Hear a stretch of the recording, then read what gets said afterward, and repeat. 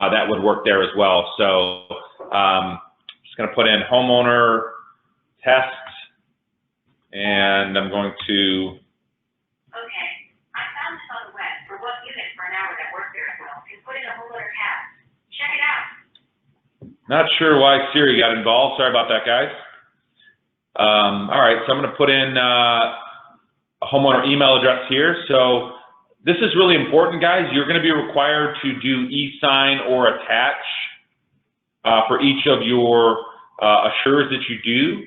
So the easiest thing to do is for your contractor to have them provide the homeowner's email at the time of installation so that you can send an e-signature to the homeowner. If you don't want to go through that trouble, then we need to get a paper signed copy of that contract. And you would just need to attach it as a PDF or take a picture with your phone and upload it. But basically, you would need to have all of the basic information, which is about the homeowner, their serial number, the plans that were sold to that homeowner, and all of the information there. Now, if you don't want to go through all that trouble, then just put in the homeowner's email address if it's been captured, hopefully by the contractor at install, and then we will send that to the homeowner on your behalf. Just check the e-sign box here. You can obviously leave the language there to English. We have the French for the guys in Canada. The Johnstone store group's up there, and then you're going to just click next, go to the next section. If you don't want to do the e-sign because you don't have the homeowner's email, as I said, you can do attach, and then you would just need to attach a scanned paper copy. Basically, legally, we need to get that homeowner's email. Now, if you have the homeowner's email, the only requirement that you guys are for the assure is to send it to the homeowner in good faith. If the homeowner signs it, that's great. If they don't sign it, we at Goodman Warranty will manage contacting that homeowner to try to get that homeowner to sign. So that is not your responsibility other than to just get the homeowner's email and do the e-sign there. As I mentioned earlier, if you wanted to upload a document, you could hit choose file here to upload. And if any notes you want to type in, if you want to finish later on the contract, maybe you're missing a serial number or a plan, you can do finish later on this and always come back in later at a later time and finish it and things like that. So once you hit submit, it'll purchase the Assure extended warranty plan. And sorry, the test system takes a little while here, but you'll get an immediate service agreement number with a contract number. In your guys' case, it'll begin with E and then followed by UT for the first letters of Utah, and then it'll have a numeric value at the end of it. It'll tell you who purchased it, who it's for, the serial number of the plan. You can always cancel the contract if a mistake has been made. So if you made a mistake, and, oh, this is the wrong homeowner, you can always come in here and cancel the contract and redo it. It'll have the e-sign that was sent to the homeowner. It'll show any files here that you've attached. You can also add a file even after the fact. You can also come down here to the workflow to see when you're going to get billed for this contract. Today, it was created on the 14th today by me. It was approved by the system. It'll go into pre-bill status on the 17th. It'll go locked for pending bill on the 27th. It'll be invoiced by Goodman on March the 4th. The reason I showed you that is you have all the way until the 26th of February before you need to cancel this contract or make any changes to it before we at Goodman invoice it. You also have until the 26th to get your PO in for it. So I'm going to go to extended warranty search, and I've already put my PO in for that, but I've maybe got some other ones here that I'm missing. So I can type in my invoices here for these contracts so that Johnstone Corporate, when they get these, will know what store these are for specifically. You can type in your PO there and hit save, the little save there below, and it will save them for you. Once this goes into bill, however, this will turn gray and you will not be able to edit it, meaning that it's already been invoiced and moved over into our ERP system, Mapix. So make sure that you guys do those POs, hopefully at the time of entry, but if not, you want to try to get it within a week after you contract. If you want to view the contract for any reason, you can click the service agreement and the homeowner certificate and print off copies to give to your contractor. I'm going to go to my email here, and I received an email. I made sure that I had this sent to me. This is what the homeowner will see for this contract. They'll see the Amana logo, since this is an Amana contract. Dear test homeowner, congratulations on your purchase.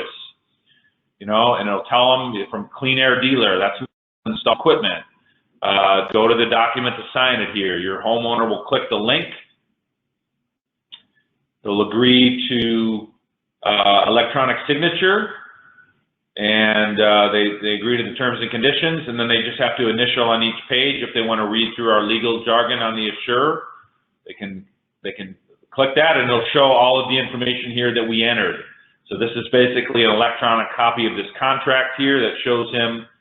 You'll notice here that his homeowner cost is hidden. That is intentional.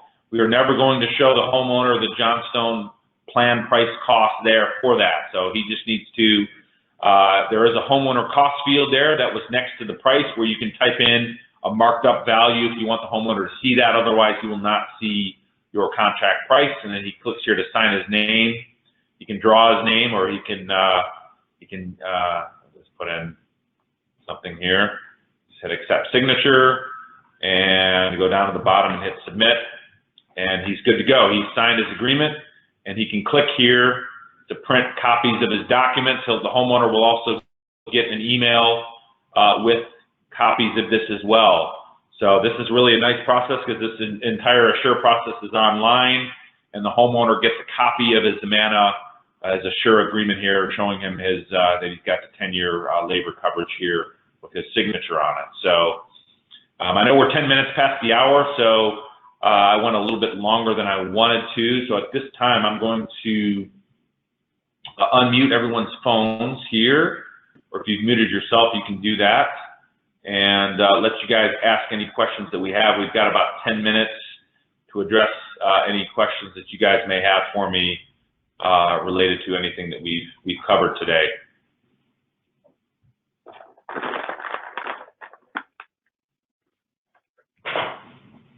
Please don't be shy. I know this was a lot of information that we covered, but anything that you guys are unsure of,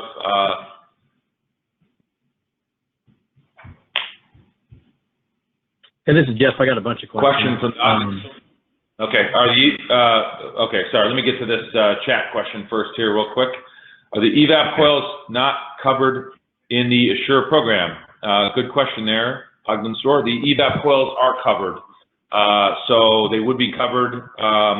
You would just do it as a unit exchange if it's since it would be a serialized coil, and we would cover that, and we would also cover the labor for that as well. So yeah, good question there. Next question.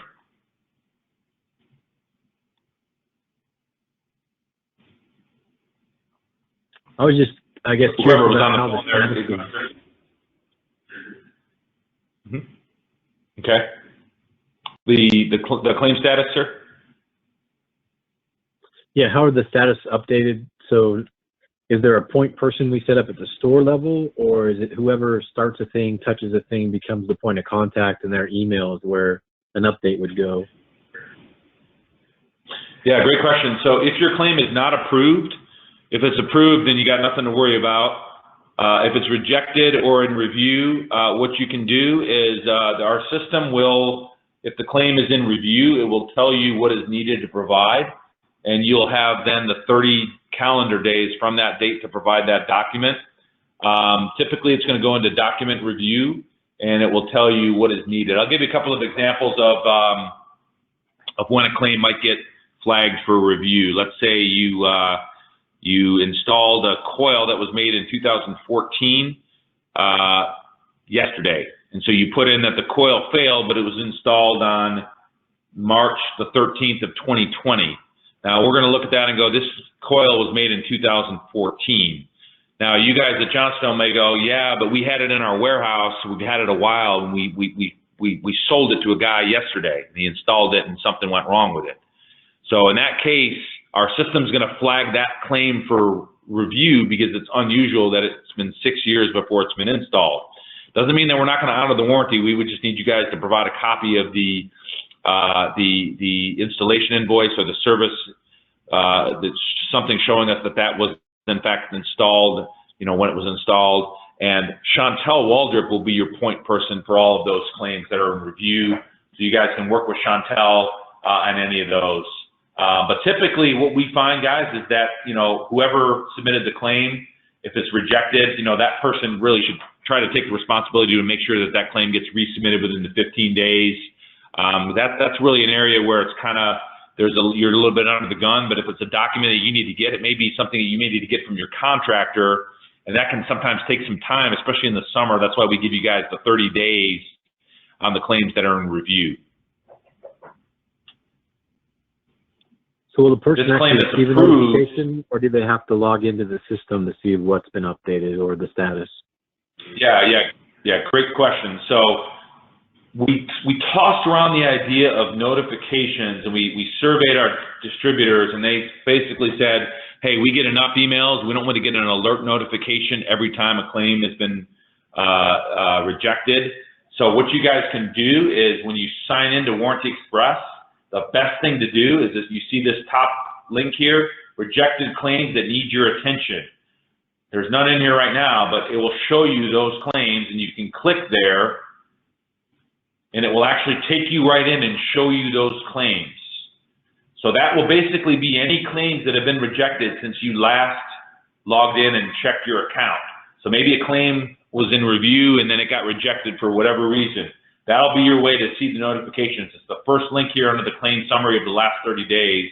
It'll tell you rejected claims that need your attention, so you can click that link. It'll take you right to those claims, and then let's just pretend that this was the one that needed your attention. You would click it. It would pull it up here, and then you can then say, oh, these are still rejected. They need to be resubmitted. Let me go in here and see why it's rejected, and oh yeah, I didn't mean to do that as a unit exchange. Let me resubmit it, and I'll do it now as a warranty claim. I picked the wrong warranty type. And then you can resubmit it. It'll pull in all the information for you, and then you can just change it from unit exchange to warranty claim, for example. So I hope that helps answer the question a little bit there. I've got another question about residential and commercial warranties. Does the system care if it's a commercial application? Yes, absolutely. So when you're starting your new warranty, if you are selecting, it's very important in the consumer information, if you pick residential or business, the business is going to have the standard 5-year parts coverage, and if it's residential, then that's going to get 10-year. If it's multifamily, it would also get the 10-year, assuming it's been registered within 60 days of install. So it does really matter if you're going to do residential versus business, because the warranty obviously is different between the two types. If it's a residential that hasn't been registered, then it's going to carry the 5-year parts warranty standard out of the box. So on a multifamily, Good question 10 years, like an apartment complex, is it the building owner that's the registered owner on each